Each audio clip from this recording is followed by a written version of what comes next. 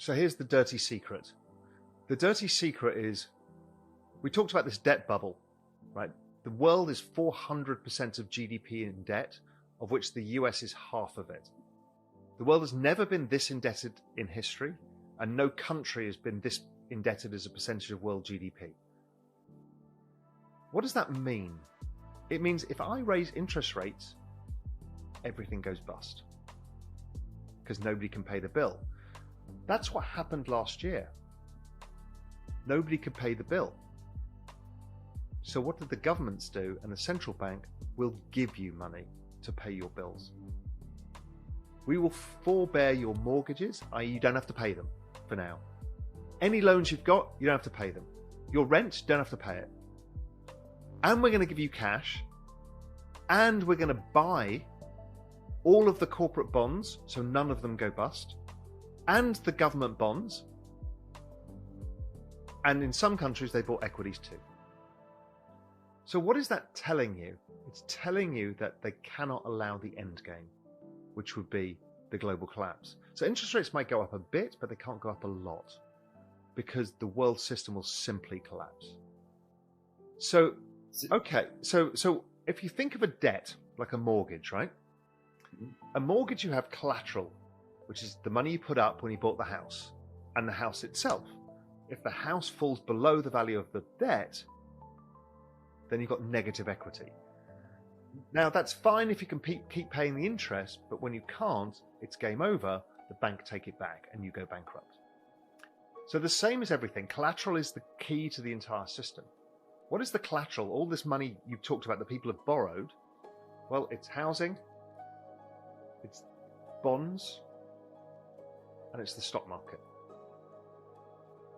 Those cannot be allowed to break. They simply can't. So what we've got is this weird world where the moment economic weakness comes, and we just had the biggest recession in all recorded history, but it lasted 2 months in the United States. Why? Because the central bank threw everything at it because they're like, this cannot happen. And so the downside for equities is actually much less than it's ever been. So even if we fall 20% over the next 2 months, the central bank have this Pavlovian response is we cannot allow it to go lower because we can't allow it to destroy the economy. So we're going to print more money and make it look like stocks are going up. They're actually not. It's actually the value of fiat currency overall is falling. So I don't think the day of reckoning is coming. I think it's a slow day of reckoning where over time they devalue the currency and we just get poorer. So how do you get poorer in this situation? Well, traditionally an asset is what we put our money into to defer future consumption.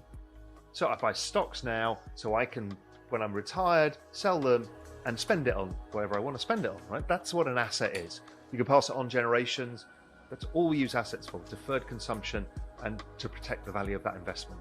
So if your income is not going up much, and it's not generally, but the price of these assets is going through the roof because these are valued in US dollars and the US dollar or all of these currencies are being printed. So it's actually falling. So it makes them look like they're going up a lot, but they're not. So what you've got now is your same income and all these assets up here. So your future self is now poorer, a lot poorer, because you're putting in the same amount of money every month into these assets. You're buying less and less of them. This is the trick, is you're basically devaluing your savings and your earnings and your what you earn and what you can do with that earnings. And so this is why crypto solves a lot of these issues. And that's why it's so important.